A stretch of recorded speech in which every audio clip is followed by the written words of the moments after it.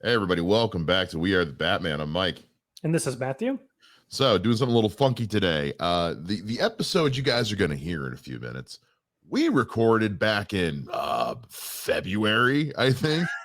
I know I was At still the working on the play at the time because yeah, we were talking at the about it latest. at the latest, maybe early March, but it was February probably. It's a canned episode we've had for a while, just waiting for a good time to drop it when we needed like a buffer week to work on some other stuff. So you're going to hear in a little bit DC teams we'd like to see in James Gunn's DCU. You might hear some references and some ideas that have since been put out of date by recent announcements by James Gunn. So keep in mind, we recorded this 2 months ago. But before we get into that, little bit of DC news dropped. We're gonna get into that. Matt, do you have your tickets ready? I do. Good. Let's use those tickets and go to the gun show. We got two big pieces to get into, and they both kind of have to do with each other. Yes. The big one, of course, is that on Superman's anniversary, April 18th, just a few days ago, James Gunn tweeted out a picture of Superman Legacy, written by James Gunn, the cover page to his completed script, which he says this movie is now fully into pre-production as he is over in Europe and Asia, touring around promoting Guardians of the Galaxy Volume 3. Costumes, production design, and all kinds of other stuff are now up and running and in full pre-production development on Superman Legacy. James Gunn is moving, Matt, because we just had the cast announced for Creature Commandos, which we figure is probably coming in the next year. And we are, he said that he set a release date for Superman Legacy, and they are moving right along with this thing, wasting no time. They don't have any time to waste. I mean, as much as we want to say the movie's 2 years away, that's not a lot of time when you're talking about a special effects heavy movie. Exactly. And it's exciting that we're this invokes the idea of like he didn't just come into DC a couple months ago with a plan. He came to them with a plan ready to go. Like this isn't just, guys, I have an idea. This is, no, I have a working, like we're ready to go. Like, give me contracts to sign and let's do this thing. Yeah. I think we talked on the phone and I hypothesized, ooh, is that a big word? I like it. That that I personally think they were going to postpone this announcement of him taking over until much later, and then Black Adam bombed severely, and they were like, "We got to put something out there so people feel like it's safe to keep watching our movies, even though Shazam makes it look like maybe it's not." But I really think he was not going to be announced. This whole thing wasn't going to be announced, which is why he's been working on it for a lot longer than we know. Yeah, I feel like we kind of hypothesized, I'm gonna use the same word, that both the Suicide Squad and Peacemaker were kind of his audition, where that was DC saying to him, you make these work, the job's yours. They were like, hey, we need someone to do that. Honestly, I feel like the conversation probably happened the moment Disney fired him the first time, before Guardians 3, which, as we know, threw kind of Marvel into a bit of an upheaval. Because from there going forward, they were playing on James Gunn's schedule, and he was like, you can have me back when I'm ready. So yeah, the timing of all of it is curious, but also I think it was very clear that because Black Adam wasn't what they wanted it to be, they were like, okay, nuclear option, hit the red button, bam, done. All right, that's it. We're doing this thing. This was our last shot. Again, I'm going to keep saying it. It's a bummer that Shazam bombed at the box office because I really like that movie. I think that movie did not get a fair shot. It's coming to streaming soon, Matt. So hopefully you'll be able to watch it. And I want to hear what you think about it too. But this takes us into our other piece of news here in the Gun Show, because in tweeting this picture, of course, a lot of people had a lot of questions. And James Gunn's favorite hobby is taking down the rumor mill on Twitter. He has said so himself on Twitter. He gets such a kick out of just controlling the conversation. And so what a lot of people were asking James were like was basically the question was about studio notes, like notes from DC, notes from Warner Brothers. And James Gunn actually he didn't just he got in front of the rumor mill on just the film industry in general with this. And what he spoke out on was basically like it's not so much that studios come down and say, here are notes you have to implement into your movie. Ultimately, the director gets to decide whether or not to implement those notes. And what James Gunn said was that, you know, when he worked on Guardians and other movies, studios come down with notes. And ultimately, he's the one who makes the decision what to agree with and work with and what to push back on. And people were asking if Warner Brothers was giving him because Warner Brothers in the past has been a little too hands-on for a lot of people's comfort. And people were asking if Warner Brothers was giving him notes on the Superman script, to which he said, no, they are a separate entity now.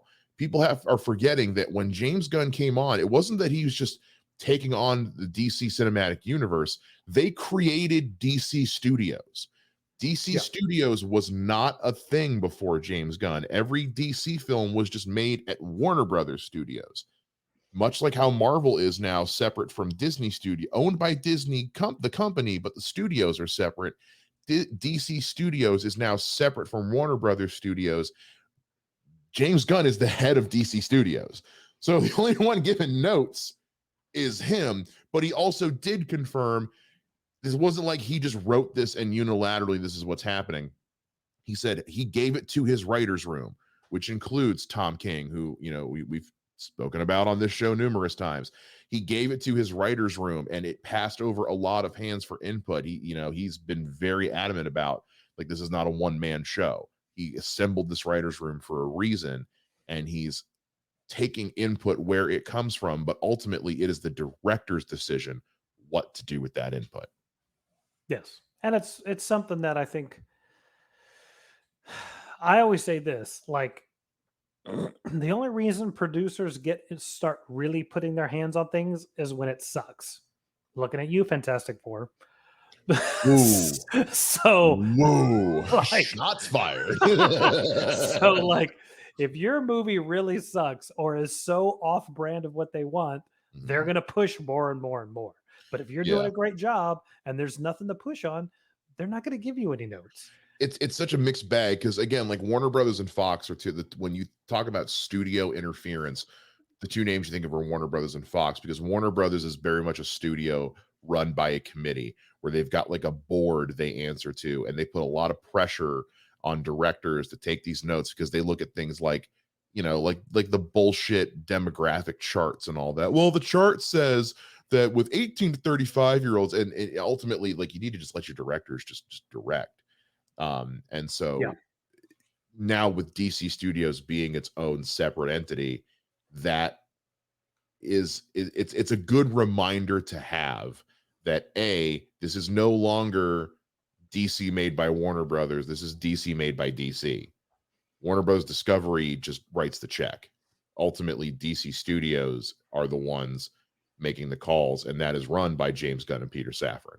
Also, number two, James Gunn wrote the movie, but he has this writer's room for a reason. It is a team effort. So, and James Gunn is not arrogant enough to sit there and say, I wrote the script. It is flawless the way it is. No one can tell me anything other. And I'm going to make, and no, that's not. And then Phantom Menace happens. Not my least favorite Star Wars movie. So that's the correct answer. It's look, Attack of the Clones suck hard. That is the worst by a lot. Anyway, not this podcast. So getting that reassurance from James Gunn of like I'm in charge, but I'm not a dictator.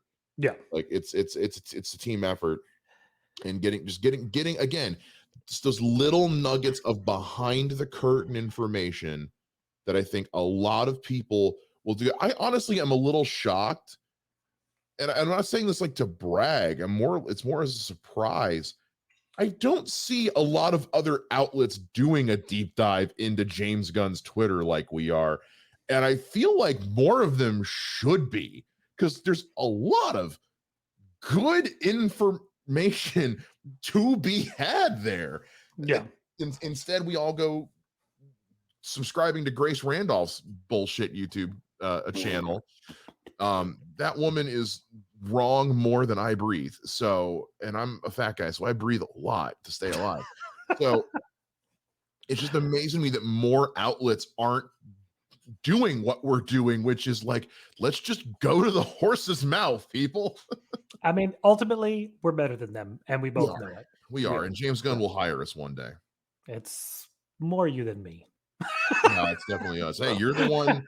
You're the one who saw a future for Kurt Russell as Batman. So, or Dolph Lundgren as Batman. There's a lot of weird Batman castings coming from the Hasso camp here. Look, all I'm saying is every time I see him on Instagram, I'm like, man, look at Bruce Wayne go.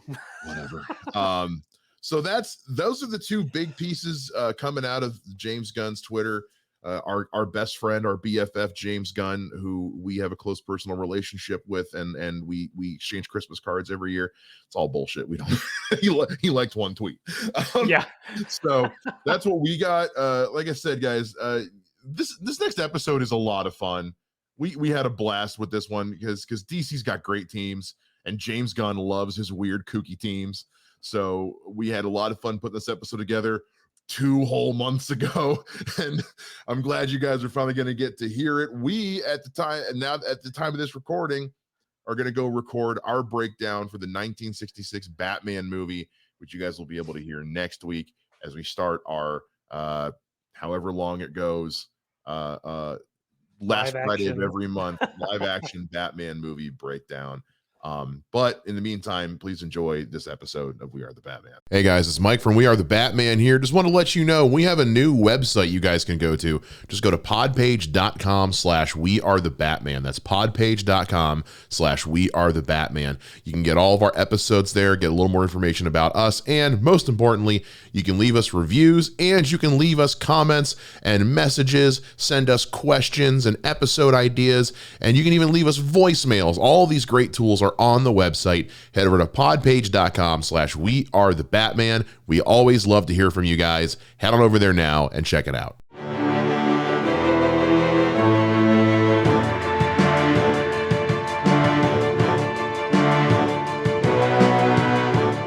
Hey everybody, welcome back to We Are the Batman. I'm Mike. And this is Matthew. So James Gunn loves his teams, Matt. Oh, yes. He loves teams. Guardians of the Galaxy, the Suicide Squad, Creature Commandos, the Authority. Homie loves teams. So we were like, oh, what other teams are there that maybe he could bring into the DCU in the future at some point? I mean, it's kind of an embarrassment of riches when you really get down to it. And a lot of them have overlapping members. So we were like, let's think of some ones that maybe James Gunn can work in there. You've got more than I do. I'm gonna let you go first because you've got more to get through than I do. Let's get right into it. What's one team on your list? The one that I would say is my top pick of all time, no pun intended, because it's top 10. I don't know if you know anything about this comic. I do not know. So once James Gunn said he was doing a movie about the Authority, all that made me excited about was that means he's pulling stuff in from Wildstorm. So I don't know if you remember, but Wildstorm was Jim Lee's company, little studio he had with Image that he sold to DC, I think in the early 2000s or late 90s. No, it has to be late 90s, I guess. Anyway, point being is that when they did that, all those characters still kind of were published under Wildstorm. And then when New 52 hit, they started bringing in those characters, Grifter, Voodoo, Stormwatch, the Authority, blah, blah, blah, shmackety.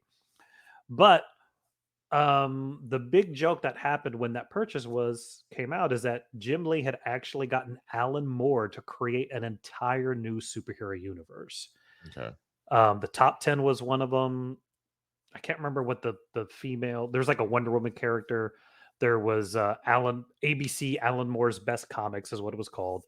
Tom Strong comes from that. So there's just all these different titles.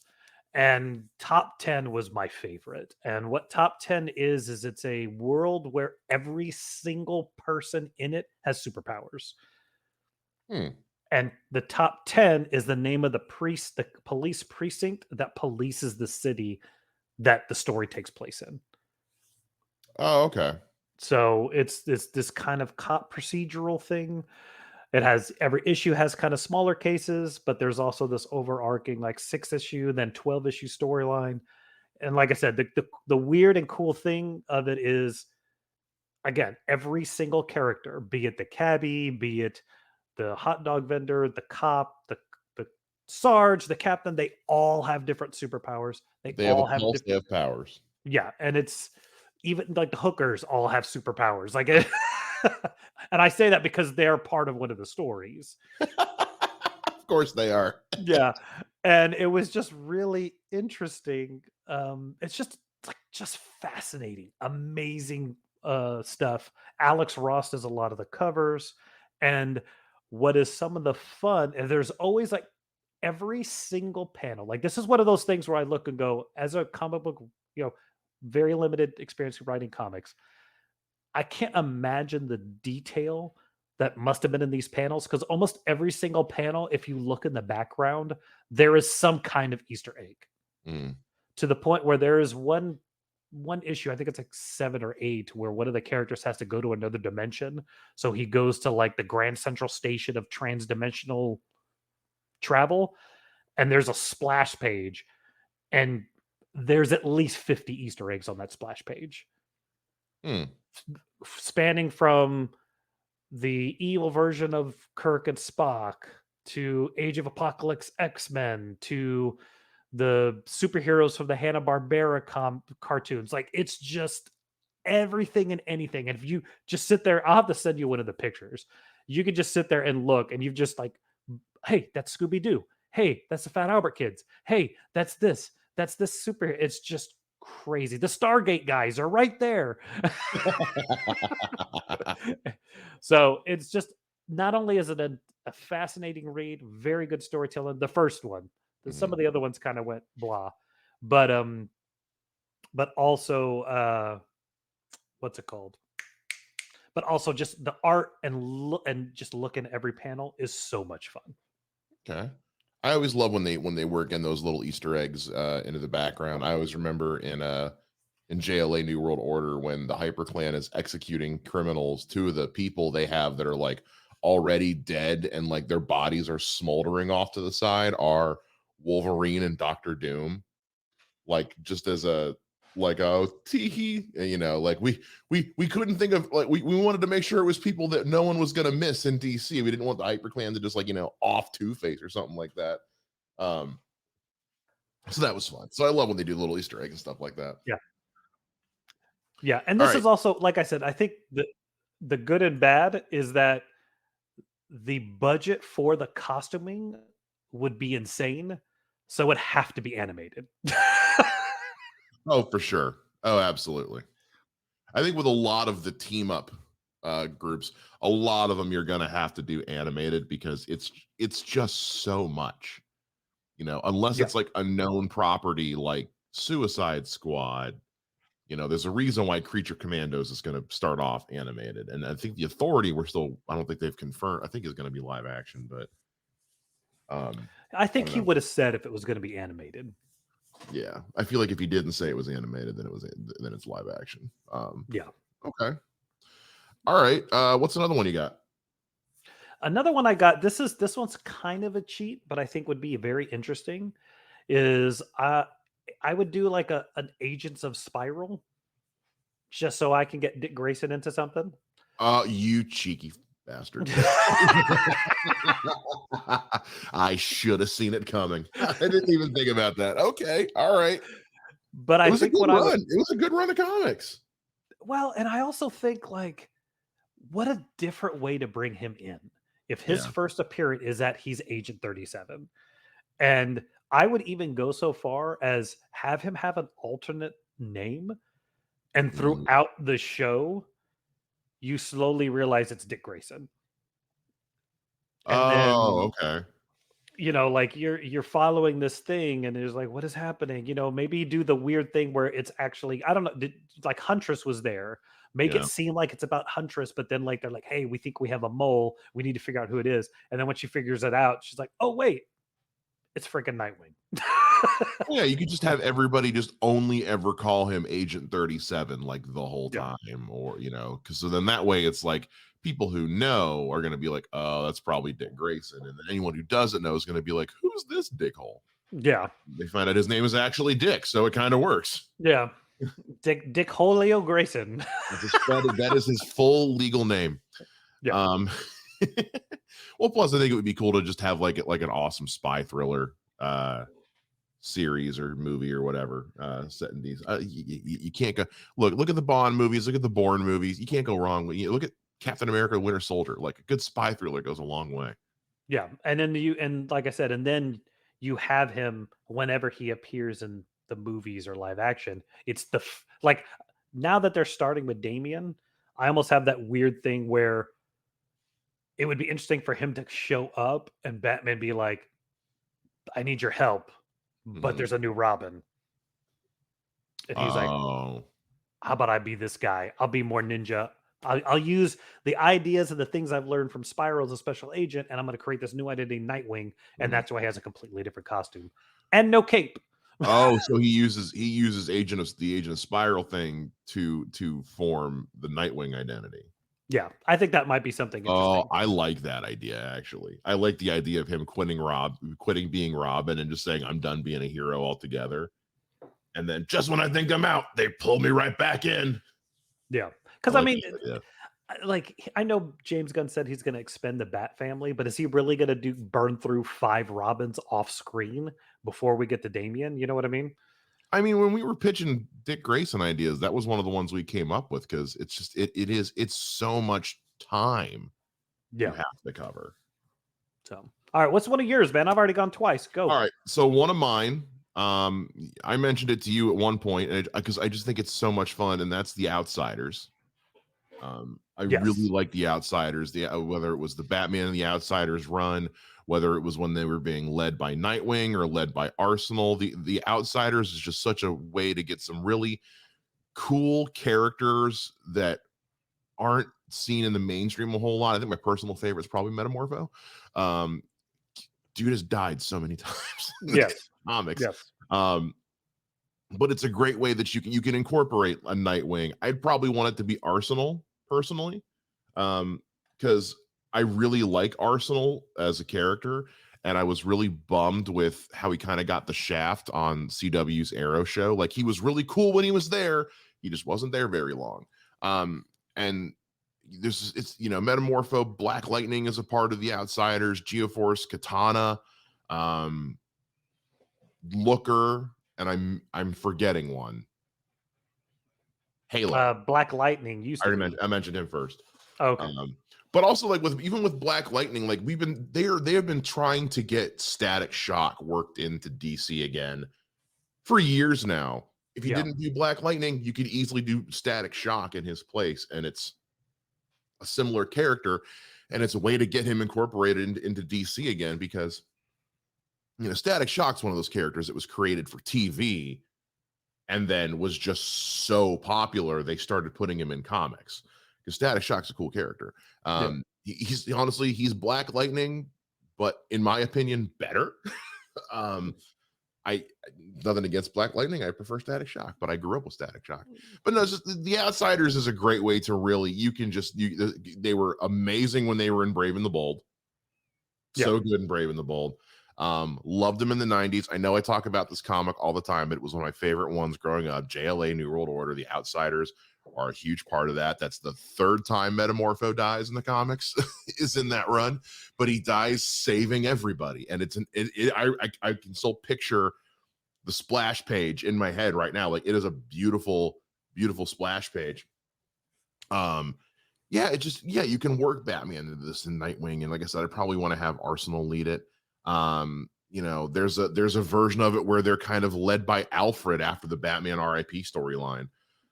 You can do so much with it. So hell, there was even a run or no, I'm sorry, that was in the show. They showed up in the Black Lightning series, which wasn't bad. But yeah, you could do a lot with the Outsiders, man. And it's just it's again, it's fun characters that we haven't really seen. Yeah. Uh, See, if they had called that Titan show Outsiders, I'd have been more into it no. because, well, and I mean more of like part of what pulled me out of that show is how dark and grim it Mm, was, and like the two Outsiders series I read, they weren't super dark, but they were not lighthearted. It's weird to say Teen Titans was lighthearted and fun, but yeah. Teen Titans was about the sidekicks. So to take Titans and turning into this dark and grim thing, I was like, this makes no sense. Now you're right; it still would have had crappy writing, and I probably would have been out. So it had terrible writing and acting and everything else. But the I may have, title wasn't what was wrong with that show. yeah, I may have stuck around for 4 or 5 episodes instead of just 3. I barely made it to 3. Anyway, this is not the running here to dunk on Titans. But I will agree. I think if you're looking to make a dark, gritty series about a bunch of D-listers, Yeah, then Outsiders would have been, especially when you consider that Teen Titans / Teen Titans Go is still on the air when Titans came out on DC Universe and was still wildly popular. yeah, So it seems counterintuitive to have two versions of basically the same show yeah, when one of them is already pretty damn popular. I don't know. I thought to me that just felt like because they had been trying to make that Nightwing series for like ever, and it never got off the ground. And to yeah, me, that was just their kind of like Hail Mary. But anyway, yeah, The Outsiders is just it's if you haven't read anything with The Outsiders, I mean, please do. There's a great run called just Batman and the Outsiders. There's a version of it where they're led by Nightwing and Arsenal. It is absolutely, and the version where they're led by Alfred is great as well. So if you can find some Outsiders comics, please do. I cannot recommend them enough. And I think that's a team that is just prime for this James Gunn DCU. Oh, I have a feeling with if he's going to the Authority, I don't see how the Outsiders doesn't get a show, especially since they already canceled the Titan show. I have a feeling, Yeah. as much as I don't like the idea of Nightwing being introduced in that show, it may be where it was. I did want to rewind a second. Yeah. So it was America's Best Comics, top 10, Tom Strong, Tomorrow Stories. Promethea was the female, kind of the Wonder Woman character. And it is, I was almost said it, but I wasn't for sure. That is where League of Extraordinary Gentlemen comes from, was from that little sub studio. Is that rock? I love League of Extraordinary Gentlemen. I even have a weird soft spot for the movie. Dude, I will say this. I will die on this hill.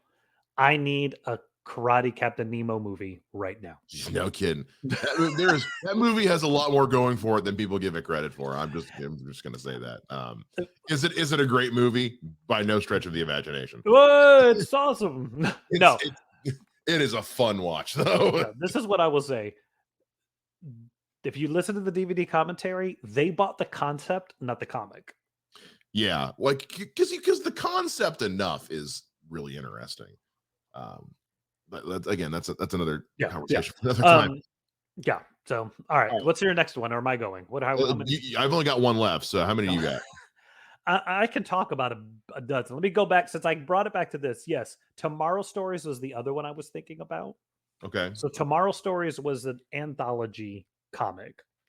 And what it did is it had several, like every issue had 2 or 3 stories in it, and there were all these different characters: Cobweb, the First American, Gray Shirt, Jack Be Quick, Splash Brannigan, the Splash Ink guy. Like it was this really cool but random, like out of the mind of Alan Moore. And the one that I remember loving so much is Jack Be Quick was like this 8-year-old who was super intelligent, and he lived in this like backwoods town, but he would always try and do experiments. And there's an entire like 8 or 9 issue story arc where he decides he can make an I want to say it's like, how can he make an anti-gravity engine? And he's experimenting, and he butters the back of a cat because toast always lands butter side down, and a cat always lands on its feet. So he butters the back of a cat, and it just floats in the air. Oh, jeez. So then he starts cloning the cat to see if he can make this work, and the cloning machine breaks and just starts making dozens and dozens of them. So he's like trying to buy butter from town to butter all these cats to get rid of them so his parents won't see what he's done. And then at the end, he tells somebody like, "This is what I've done," and the guy's like, "You did what?" He's like, "Yeah, I had to get rid of them." And he's like, "We need to find cover right now." And he's like, "What do you mean?" And the guy grabs Jack Be Quick, and they get under a truck, and then all these cats just rain down and splat all over everything. And he's like, what happened?" And he's like, "Well, cats are inherently clean animals, so they would lick the butter off of themselves." Jeez.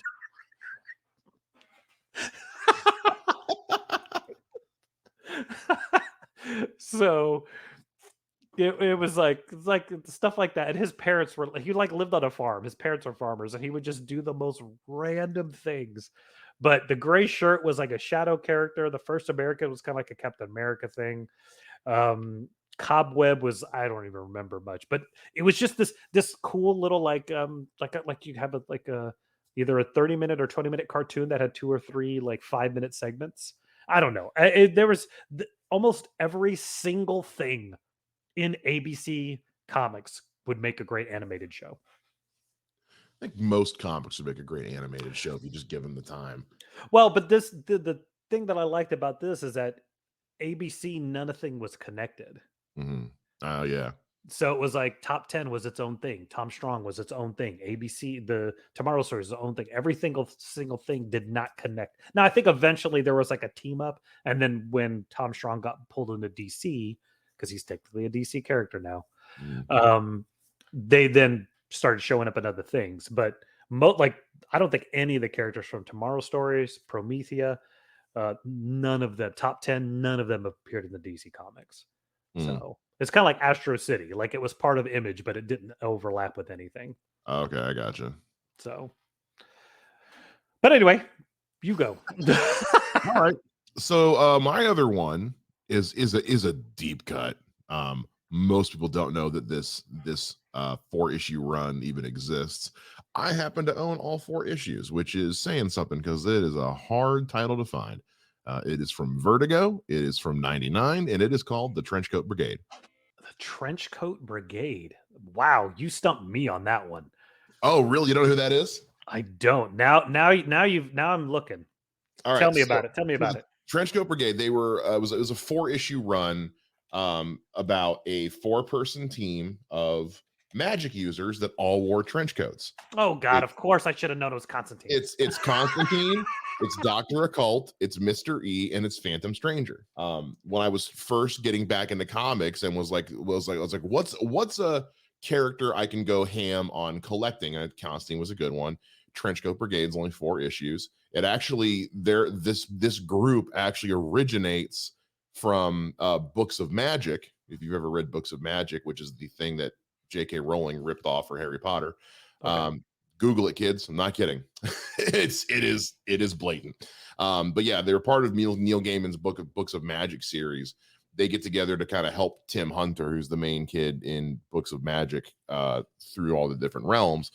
And the name Trenchcoat Brigade comes from the fact that A, they all wear trench coats, and B, John Constantine makes a bad joke and everyone just kind of rolls with it and he's all frustrated. So actually it's like one of John Constantine's really bad superpowers is he comes up with crappy names for things as a joke and then people just roll with it.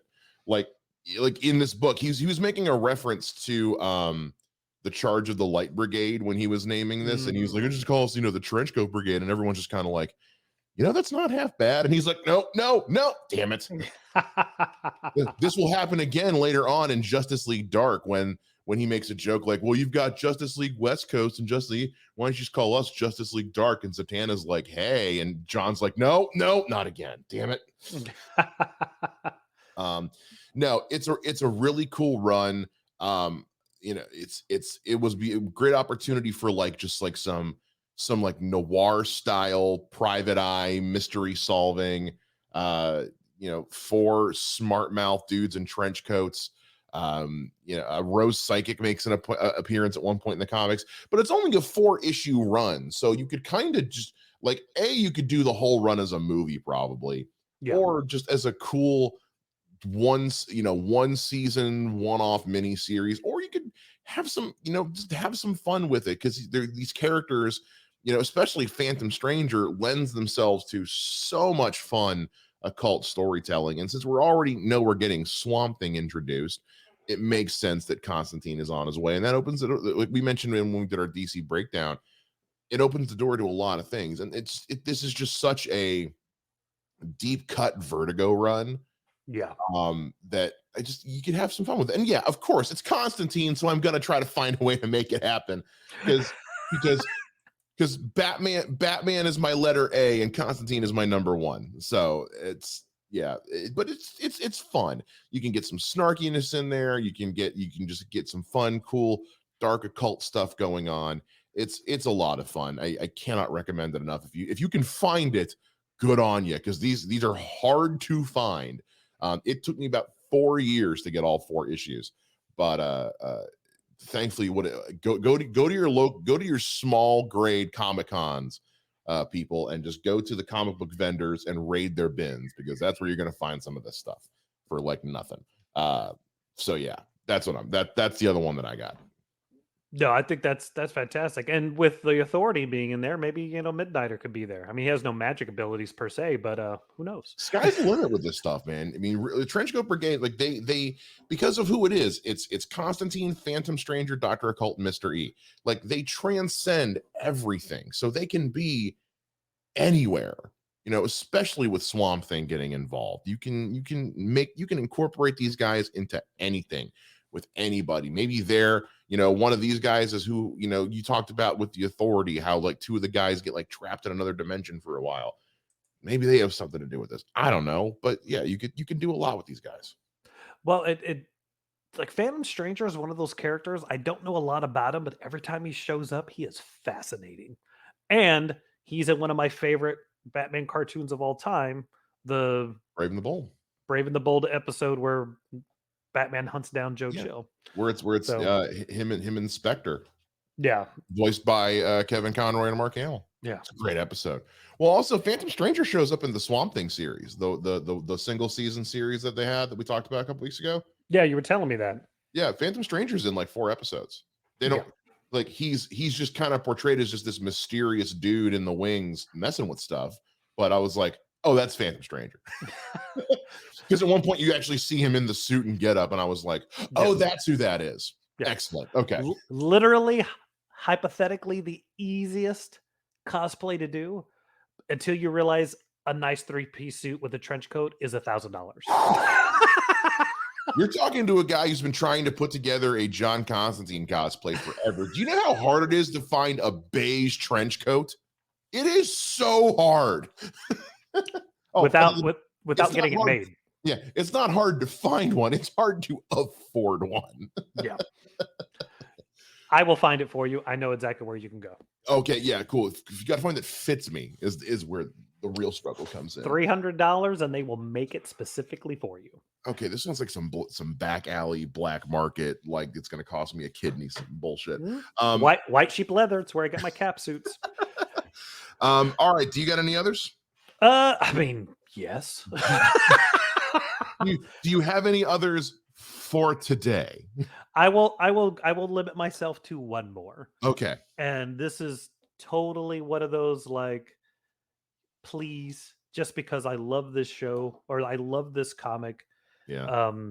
And that's Wildcats. The original Jim Lee book that started Image. Like, I loved that comic. Grifter, Spartan, Zealot, Amp, like, just the idea of like it was so funny because I remember I think I told you is that in high school, me and my buddies thought we were going to be comic book artists, writers, blah, blah, blah, blah, blah. And we had a whole storyline where aliens had come to Earth and like crossbred and created superheroes. So the fact that Wildcats started doing that, I was like, but everything about that series hit in the right spots the whole time. It did go off the rails much later, and I think I had stopped collecting it for a while, and then came back and was like, I don't even know what this is about anymore. Um, but I that first initial like 15, 20 issues were fantastic.